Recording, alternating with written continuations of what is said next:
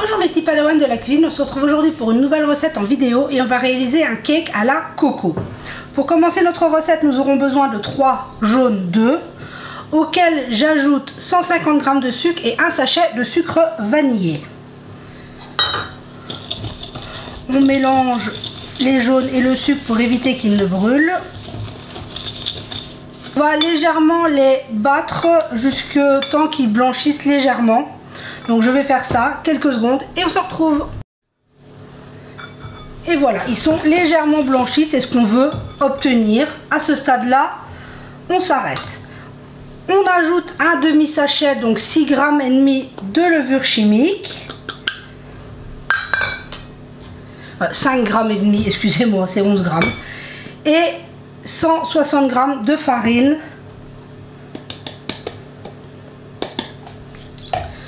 À ce stade, ça va donner une pâte très épaisse, ne vous inquiétez pas.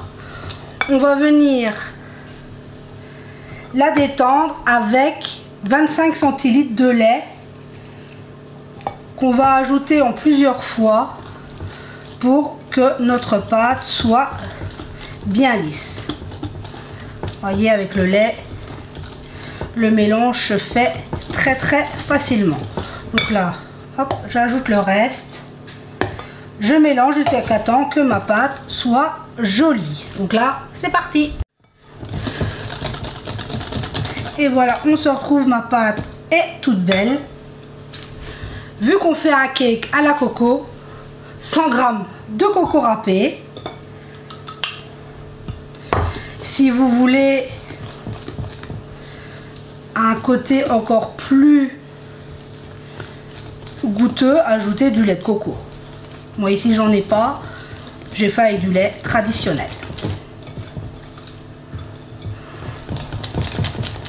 Donc ici on obtient une très jolie pâte. Et maintenant on va ajouter les 3 blancs d'œufs de nos jaunes qu'on a montés en neige. Donc je vais enlever